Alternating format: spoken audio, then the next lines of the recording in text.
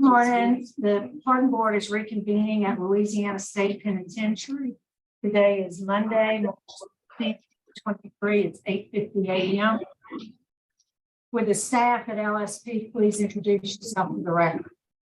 Deputy Warden Tracy Falgood, Reginald Admiral, classification. Demographic classification. Carmen Chipley, inmate records. All right, thank you. And we are ready for our first case, Mr. Roddy.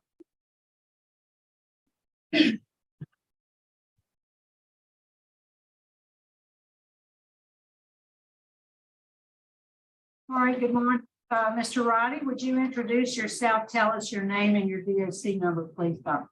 Good morning. My name is Lucas Roddy, 458846. All right, Mr. Roddy, let me introduce the pardon board to you this morning. My name is Cheryl Renata, serving as chairman today. Seated to my left is Mr. Alvin Roche. To my right is Mr. Tony Marabella, and to his right is Mr. Pete Freeman. We have only 4 members of the pardon board present this morning, so it requires a unanimous vote for any favorable decision. Before we get started, I'd like to recognize the folks who have joined us today.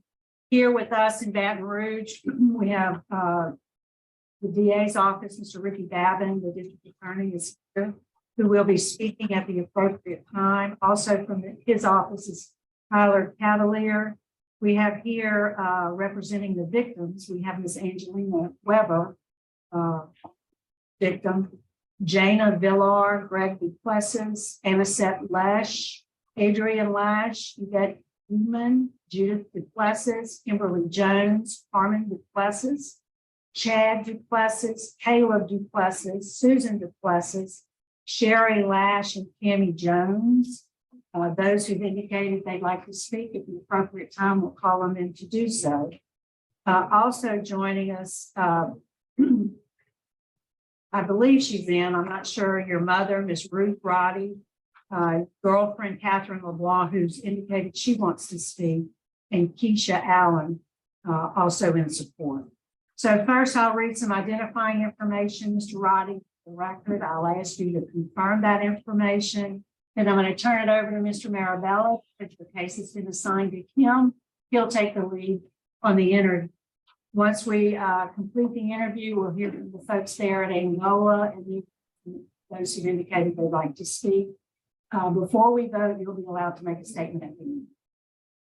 Okay? Yes, ma'am. All right. You are Lucas Roddy, your DOC number 458846. You're here seeking a commutation of your sentence. You were sentenced in January 2003 in Ascension Parish to a life sentence for a second-degree murder conviction. Mr. Roddy, is that information correct? Yes, ma'am. Would you answer Mr. Marabella, please? Good morning, Mr. Roddy. Can you hear me? Yes, sir. My name is Tony Marabella. I'll start the interview process. How old are you, sir? 41. And how long have you been in prison on these charges? Nearly 22 years. Let's talk a little bit about who Lucas Roddy was back in 2001. How old were you then? I had just turned 20 years old. Were you working? No, sir. How far had you gone in school? 9th grade, and I got my GED. When did you get your GED? While you were out or while you've been in prison? While I was in juvenile facilities. And how long had you been out of the juvenile facility when this offense occurred? Maybe a year and a half, not very long. Where were you living? With my parents and other people, friends. Why weren't you working? I had a job in the beginning. I started out painting for a company named Booze, and I was living with my mother in Baton Rouge. And it's just, I started meeting old friends, and I started going back in the streets and stopped working, and that was it. Let's talk about drugs and alcohol. Drugs and alcohol a problem back then? By me being incarcerated a lot as a juvenile, I didn't really, I wouldn't say I had got addicted, but friends and I was hanging out, and so yeah, it played a role in my life, definitely. So let's talk about it first, okay? How old were you when you started using drugs, and what kind of drugs were you using? Young, I started probably 12 years old, drinking marijuana, in and out of facilities at a young age, 12, 13 years old. It was a revolving door, in and out. How often were you using marijuana? I would say every 2-3 days, maybe something like that. And from what age? Young, Did young. you progress from marijuana to anything else? Yes, I started taking things like Valiums, prescription type pills. Never really anything hard. I never got anything. I got Well, drugs. I'll decide what I decide is hard or not, okay? Yes, sir. You tell me what you took. You took Valium, you took what kind of pills? Valiums, Lortabs, things like that. How often were you taking them? Maybe weekends, stuff Why, like. Sir, why were you taking? just because friends and just as a social. I'm from a small town. It's just a social. We don't have a lot of things we do. Hang out, go to house parties, and drink and get high. So you were drinking as well during all this time? What did you drink?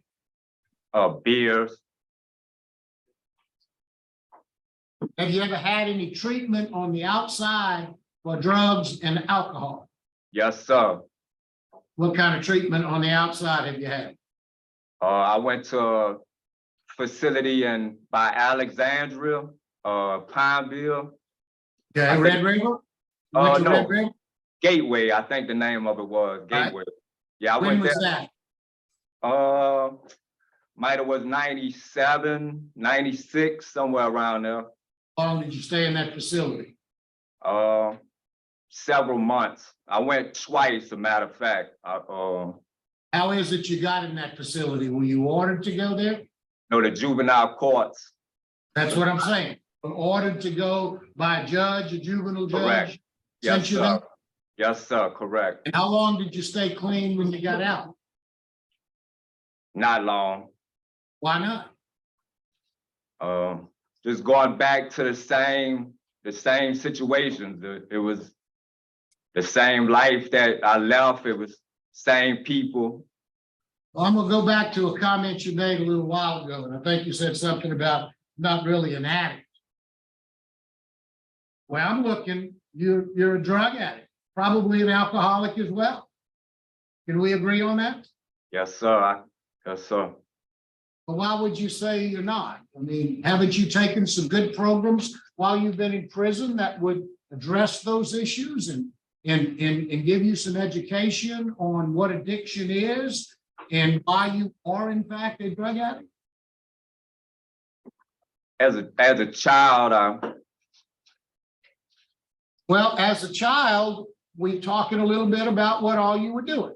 Today, we're talking about a 41-year-old man. My questions are addressed to you today, not to you as a child, but Correct. today. You said a little while ago, you didn't think you were an addict, but you did drugs back then. Kind of downplayed your drug use. I'm hearing a very substantial drug addiction here. And you've taken some very good programs. You've taken Living in Balance. You've taken Thinking for a Change. A lot of those programs deal with substance abuse. You haven't learned that you're a drug addict? yeah, I understand what you're saying, and I agree with what you're saying. It played a big role in my life and why I am in prison. I Well, agree. you kind of downplayed that a little while ago when I started talking about drugs. Why is that? The way I answer that is because I've been incarcerated most of my life to where I never woke up in the morning wanting to get high. It was more of a casual with my friends. I've been sober 22 years now. I watch a lot of my friends now in prison, and I've been fortunate not to have where it controlled my life, where I crave to get high. It's never been that for me. But what have you learned about drug addiction? What have you learned? How can I be sure if I were to give you a favorable vote, you ultimately get released at some point, that you won't go back to using those drugs? Oh, I see it every day. I've watched friends that have grown up here in prison, they're dying, and I got family dying. I have no desire whatsoever to go back to anything like that. Mr. Roddy, let me just tell you something. Before I got on this board, I was a judge. I was a judge over the drug court for 14 years. I hear people say that all the time. Oh, you know, I see people dying left and right. They get out of drug court, they go home and they go do something, they end up going right back to drugs if they don't have a system in place to stay sober. My question to you is, how are you going to stay sober if you were to get a favorable vote from me? How can I be sure that you would stay sober? I live it every day, Mr. Melville. I live it every day. Well, you're in prison.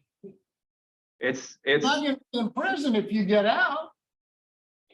the people that I have, the support I have, the family I have. I'm not doing drugs. That's your answer. That's your plan. You're just not going to do drugs. You don't have any positive plan in place to stay sober.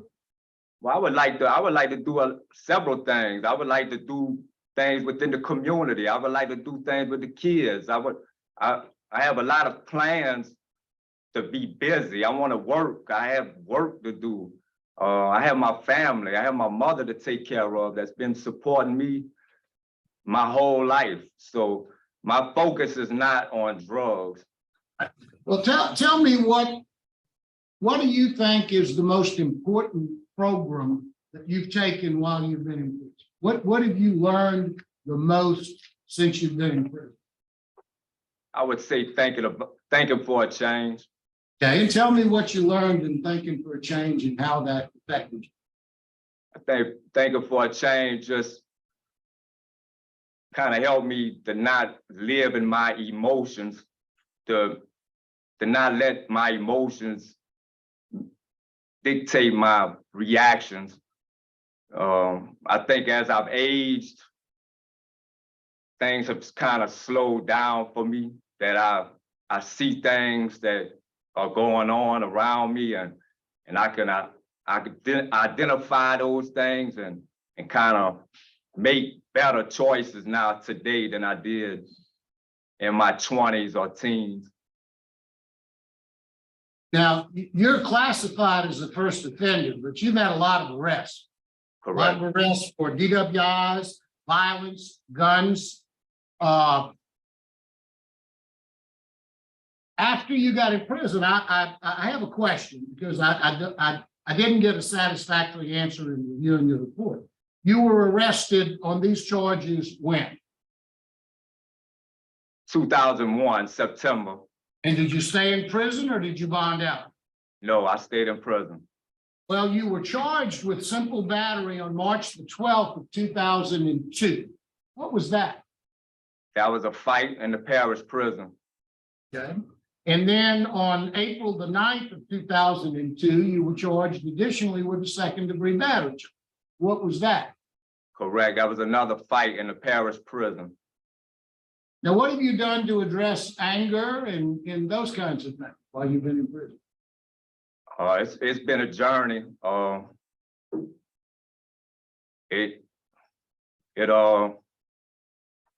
It's been a process. I think a lot of it was a lot of anger I had at everybody else. I blamed everybody else for my situations, and it took a long time to get over that. And then I started to blame myself for a long time, and it took a while to get over that. And now I feel like probably in my mid-30s, I can't tell you what happened, but things just seem to like I said earlier, seemed to slow down, and I started to see that. You don't blame other people for your actions anymore. Is that what I'm hearing? Yes, sir. I did though. I did. Now, let's talk about what happened in 2001. I Yeah. want you to explain to me, honestly, in your own words, what your role was in this horrible crime. Well, that night we started out house parties, Who is Right. we? me and my co-defendants, Justin Grenier, Josh Barrow. All right. We started out different houses. We would find out who had parties at what house, and that's kind of what we did around that area. We would And go. what were y'all doing? Were you drinking and doing drugs at that time as well? Yes, sir. All right, go ahead. What were you drinking? Just beers, What kind of drugs were you doing? marijuana. Okay. Anything else? Taking pills? No, not me. Not at this time, no, sir. All right, well, go ahead. Continue what happened. We would go to different houses. I didn't know a lot of people, so we would go and talk. They would call around and see who was having parties, and we would go to different parties. And Was during this the a course- normal activity for you every night you do this? basically every night, that's how it was. During the course of the night, Justin brought up that a guy that we knew that I grew up with, Taylor, had owed him some money, and he wanted to go get the money from Taylor. So I was like, I want to ride with him because they also had a girl that lived with Taylor. Her name was Jana Rossi, and I wanted to go and talk to Jana. So I rode with him to go to Taylor's that night, and it was me, Josh Barrow, and Justin Grenier, and we went there. Nothing happened. He didn't rob him, or he didn't get his money or anything like that. I talked to Jana. We left there. I want to say it was probably around 4:30 in the morning on September. When we left there, we went back to Gabe Allen's house, a house we was at a party earlier that evening. Justin had stole the keys to his girlfriend's car. Now, we was in Josh Barrow's car at this time. The keys to Sasha's car, he hid at Gabe Allen. So we went back there to get the keys, and we went to Justin Smith's party from there. Now, Justin Smith's party, they didn't have a lot of people. It was early in the morning. Most people had went home, but it was an outside event. From there, Justin wanted to go back to Taylor's and wanted to rob Taylor at this time. And I was talking to him. I'm like, man, don't mess with Taylor. I've been knowing Taylor since I grew up with Taylor. So I'm like, don't go mess with that. Don't do that. Josh and Justin left from Justin Smith and went back to rob Taylor. I didn't go with them at that time. When they came back, this had to be about 5:30, 6 o'clock in the morning. Justin came back alone to Justin Smith's house. He was out his mind, like he was you could tell something happened. You could tell that he wasn't talking. Roddy, you've been telling this story the whole time. Your position is you had nothing to do with the murder and the robbery? Correct. I've been maintaining I didn't have any. I hear you. I hear you. So that's your position today.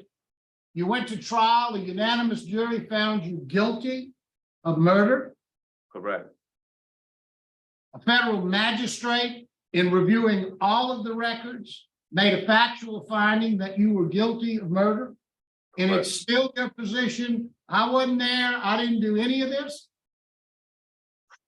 For over 18 years, I've been asking the courts. I filed numerous My petitions. question to you is, that's your position today. You didn't do this. You're innocent. You've been wrongly convicted. Correct. I did not shoot and I did not kill Ms. Weber and I did not kill Mr. B-Law. Now, your question, you asked some questions in your application. What does the board need to see from me to reduce my sentence? You tell me, what do you think the board needs to see from you to reduce your sentence? I run that through my mind all the time. I know I see a lot of men that have been here 40, 50 years, and I wonder their journey. I talk to a lot of them and, you know, what they've been through, and it makes me, I look at myself and where I'm at right now in my life. I feel like I'm at the best point of my life. I feel, as I said earlier, things have slowed down. The appreciation for my family supporting me and being there for me. And I have hope for the future. I know that I could do and be something good, I could be something positive. You also asked the question, what does the victim's family want from me? What do you think they want from you? I would like to sit down and answer any questions they have, because I run that through my mind all the time over the years, just the impact of that night. I know that I could have did more to stop that night, and I live with that every day, and I know so many people it affected. And I just wish that one day I could sit down and talk to them face to face, and any questions that they would have, anything that I could explain to them, I would like that opportunity. Now, you had, you have an absolute right to maintain your innocence. You're presumed innocent until you're guilty. You've been found guilty, and there are consequences to a guilty verdict. You have gone through all of the court systems that you suggested, and every one of those court systems have knocked you down. The jury agreed that you were, in fact, either the murderer, and that's what the witnesses say that you were, or at least a principal, and you continue to deny it. That's your right. But along with that right, after being convicted, go consequences. It doesn't appear to me that I've heard anything today from you about anything but you. What do you think your actions or your inactions, using your words, effect had on the family of Mr. Villor and Ms. Weber? I think about it every day, Mr. Melvella. I know I could have did more. I replay that night so many times. I know that Justin and Josh, I know that they would have listened to me, but nobody knew that night what was going to happen. Roddy, Mr. Roddy, what you're telling me you did isn't a crime. You shouldn't even be here. And I don't buy it. Mr. Melvella, I've been trying to do DNA testing for over 18 years. They have the clothes that the trigger man wore. I'm not going to argue with you, Mr. Roddy. I'm not going to sit here and retry your case. That's happened time and time again. You have a right to maintain your position, and I have a right to maintain my understanding and judgment about what I believe. It's your position, and I accept that, okay? And so Now, if you were to be released, where would you go and live? I have my girlfriend. She lives in Lafayette Parish. I have my mother. She still lives in Essential Parish. She moved back with my father. I have a close friend of the family, Mr. Mark Shelton, that has worked for me in North Dakota. They have it set up where I would live at the facility. They provide transportation, everything. I would like to take, he said that they would help me get a trade. If I want to, maybe do something like heavy machinery or something like that, that I could do that as well. Now, since you've been in, you've had 32 write-ups, I believe. Your last one was in 2017 for contraband. What was the contraband? Cell phone. And what were you doing with the cell phone? I was working on my case, trying to get an attorney to do for the DNA testing, working on things like that, trying to get back in contact with people to come and testify for me in my behalf, things like that. Warden, what can you tell us about Mr. Roddy? He is currently in medium custody. He is currently and has been since 2017, living at Camp C, working as a groundskeeper, a yard orderly around the doctor's clinic area lately. Everything else, Mr. Marabella, you've been thorough in your interview with him. I really don't have anything else to add. Thank you, Warden. That's all I have. Thank you, Mr. Mirabel. I don't see any other questions from my colleagues. So at this time, we'd like to hear from Ms. Catherine LeBlanc.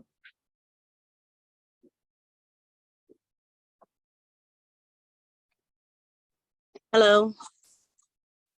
Go ahead, ma'am. Hi. Good morning.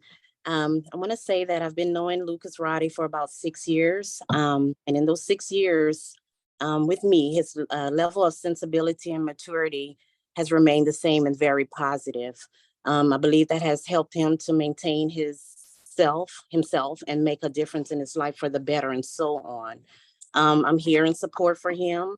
I think he's capable of making a fresh start, surround himself with good people and a stable job if given a second chance. Yes, ma'am. Thank you. And is Ms. Ruth there with you? Yeah. Yes, she is. Is there anything you'd like to say, Ms. Roddy? Hey, Lucas is good people. I mean, I know him pretty well. And every time I see him every 2 weeks, it brings me up to be around him. He's got a job situation that is just couldn't be better. He has a place to live and he'll start out making $30 an hour, which is a lot of momentum to keep you going in the right direction, I think. And someone who would be there to just talk to, who cares about him, Mr. Mark Shelton. So I just see good things in the making there. He's a good person, really good guy. I know it.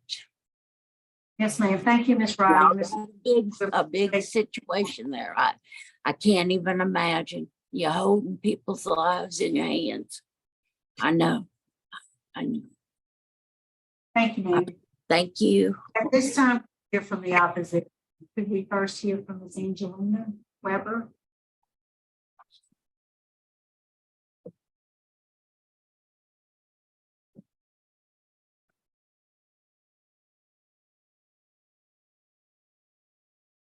Morning. My name is Angelina Weber, and I'm a survivor.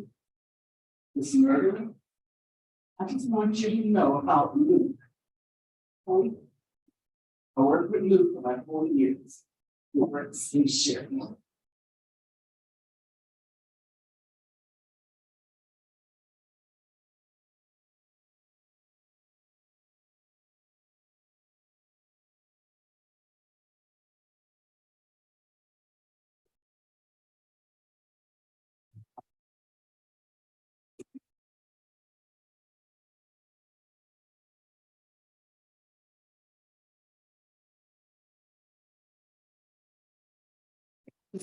In my heart.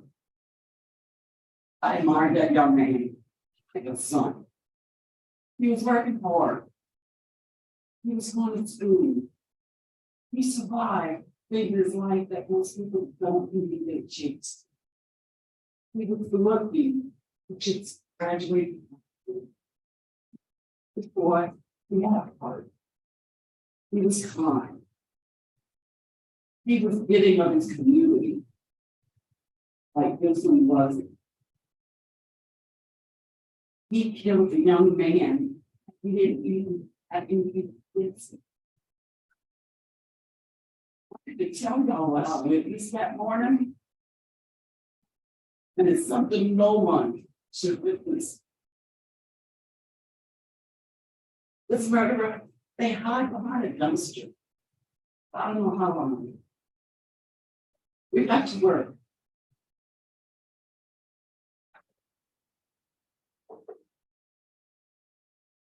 Next week, I'm walking outside and I just hear bang. There was no fear in that wall right. He almost made it to me. This murder shot me back again. That child fell at my feet.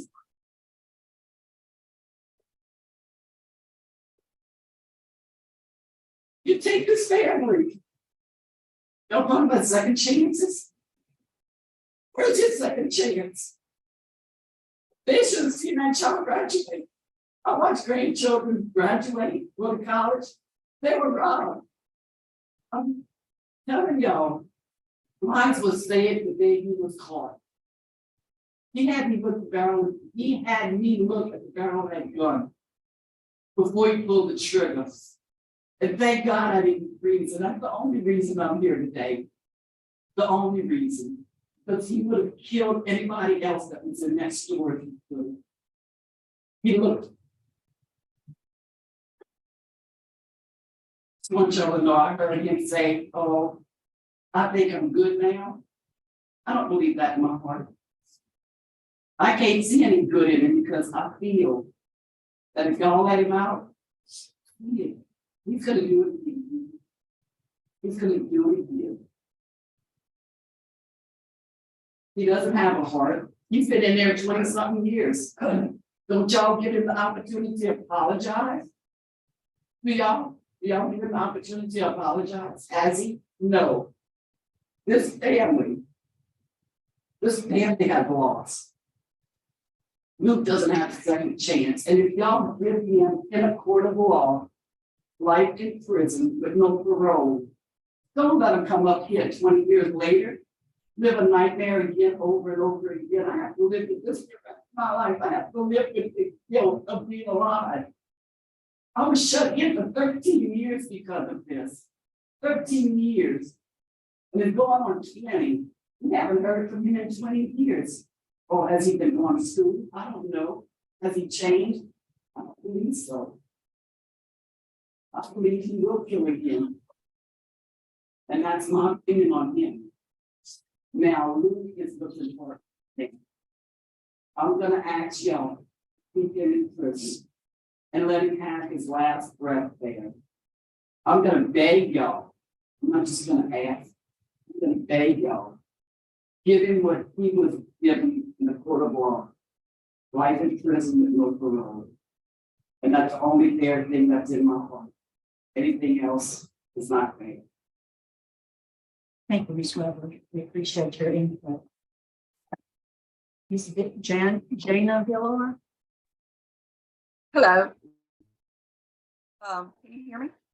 Yes, we can. Okay, Luke was my little brother. He's a lot younger than me. His death irreparably damaged our family. His parents, my dad and stepmom, were never the same. His brothers, sisters, cousins, none of us have ever been the same again. Lucas Roddy wants a chance to be something, to have a family, something he took away from my little brother. And I don't think we should have that chance since Luke does not have that chance. I'm just asking y'all to say no. Thank you.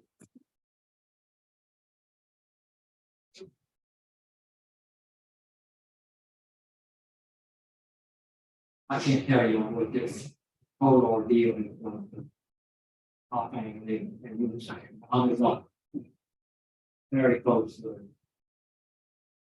He should have been fishing with my son Chad here that morning. Mr. Malone had called Luke the night before, and actually that he could come in and work there. He showed up. And that's the kind of guy he was. He called the phone and without answering. Fishing trip, the decision that cost him. I firmly believe there absolutely has to be harsh, severe consequences. A violation of our civil law, society law. Lucas Roddy did the ultimate. I absolutely know you. And he has to pay for that. Regardless of what has transpired over the last 20 years, what he did, bear in mind, this is 4 days after 9/11.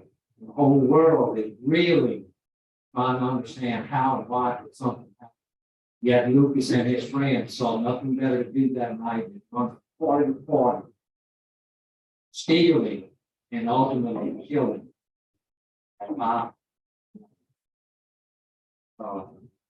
He's not ready. He never should come out. The consequences for his behavior is life prison without parole. And we need to stick by that. And I beg of you, please do not give opportunity for any change in this stuff. For what he has done. He must take it. Thank you, Mr. McCloskey. And Adrian Flash.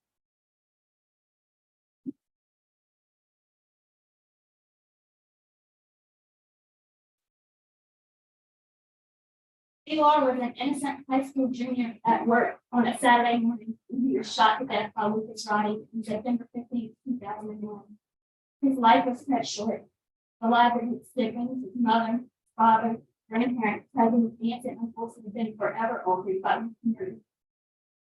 We were all so close, and we did so much together. Climbing trees, playing hide and seek, camping out in the forest when we were kids. Movies and car shows when we were teenagers. As we went out doing drugs and partying. I have few memories of my senior year of high school outside of using me, food, and coping with that loss. I was supposed to move away for college a year later, but I couldn't bring myself to leave my family. I was just too excited. Imagine the effect it had on his siblings. His younger sister was just 11 years old when her brother was murdered in her front yard. We have spent the last 2 decades trying to live our lives, but we have never gotten over living without Luke here with us. He didn't get a chance to grow up, to go to school, to get married, to have kids. I wonder quite often what his life would be like if he were here. He would be turning 40 next month. He was a best friend to so many people, including me. He was a good kid, never in any trouble. I remember hearing someone at Luke's funeral say that Luke was the kind of person who would give you the shirt off of his back, and knowing how true that was. He was kind and funny, and we miss him every day.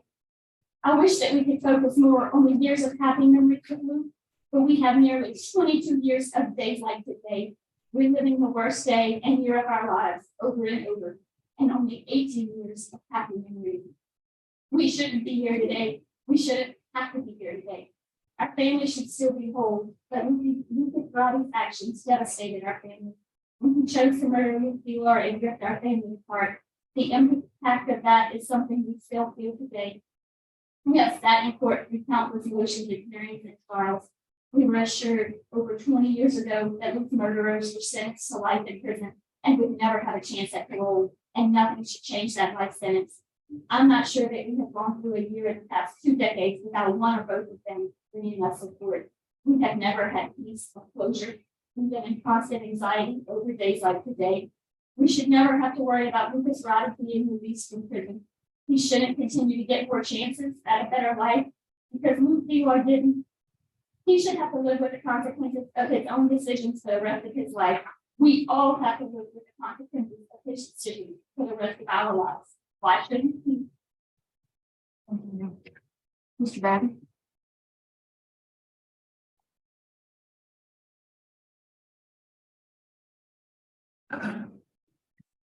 Madam Chairman, honorable members of the board, thank you for allowing me to speak down on the attorney,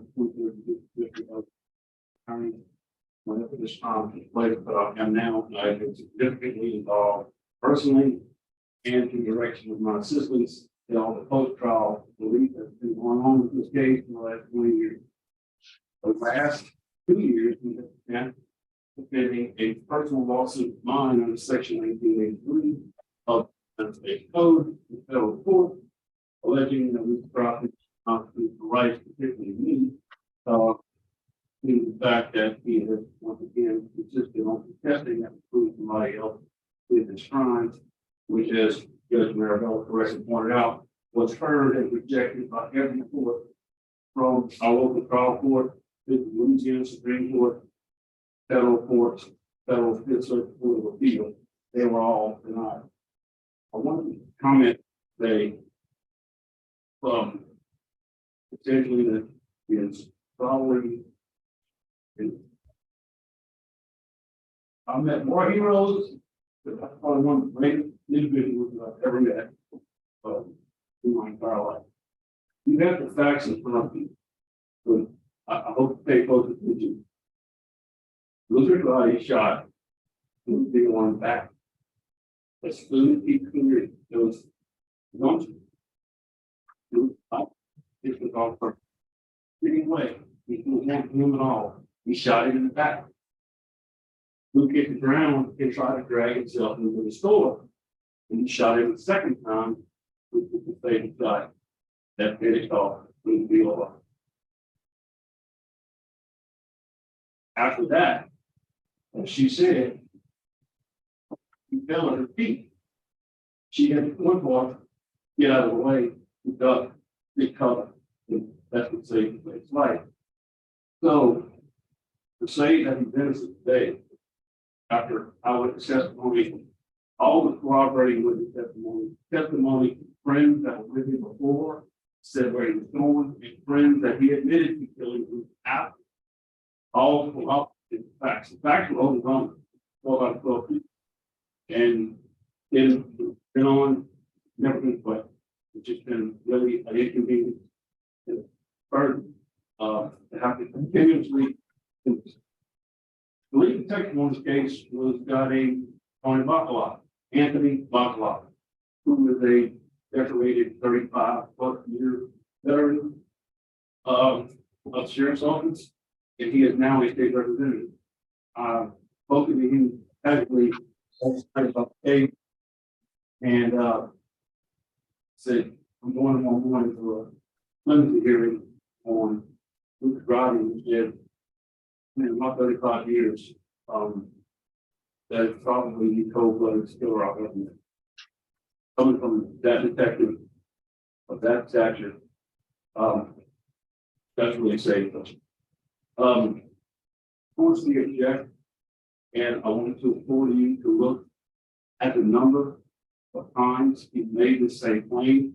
I know one of the factors that you guys consider in granting this, I don't think you should grant this at all any day for any reason. But I believe one of the factors that you consider part of your job responsibility is to determine whether there is the acknowledgement of responsibility for your action. And I'm just reminding you, as late as 2 years ago, we were still litigating that his constitutional rights were violated due to the fact that he was not allowed to properly test some additional evidence. Every 4 years before has said, not all of it. This crime shocked our parish, shocked our community. The Plessis family is here, or first thing is huge. They're a community in itself. I grew up about a mile from them. They are When I say pillars of the community, that are hardworking, that work every day, love the outdoors, and family. And the lost men, who lost our community. We met them. We still with them. And the sense of we one of the family members. We shot in the back. But to spend on employee enough to take into consideration the impact, not just on this family, but in our entire extended community. And ma'am, thank you for the courage to look here. Thank you, Mr. Roddy. All right, at this time, Mr. Roddy, is there a brief statement you'd like to make to wrap it up for us? And if you would, address your remarks to the board. Yeah, for everybody, I do apologize for my inactions, or I heard everything everybody said, and I just appreciate this opportunity y'all gave me today, and to be able to work towards the future and show y'all that I'm not what people think that I am. I am a good man, and I will make an impact on others in a positive manner. And I want to thank y'all for today. Yes, sir. I think we are prepared to vote. Mr. Marabella will be voting first. Thank you, Madam Chairman. Before I start my vote, I'd like to thank the victims who are here today, members who have come to the courage it takes to be here today to help us along this process. Mr. Roddy, one of the factors that we do take into account clearly is the facts of the case. This clearly is a horrible, horrible case. But most cases that come before us, murders, are horrible cases. So that's a factor that we take into account. That doesn't control necessarily how we vote. It's certainly a factor that we take into account. And even more significant is the acceptance of responsibility of the person who committed those acts. Our job is not necessarily to judge you for who you were 22 years ago, but who you are today, and how you've changed, and how you've accepted responsibility for the crime that you've committed. I'm not going to retry the case. Suffice it to say that every court you've been to has found you guilty.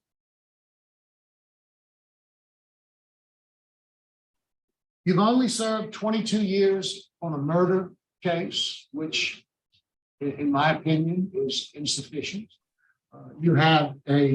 While you're a first offender, you have a very extensive criminal record. You are a drug addict who downplays the drug portion of it. You don't have a very clear sobriety plan if you were to be released and to get out. Just as you said earlier in your commentary to me that you used to blame everybody.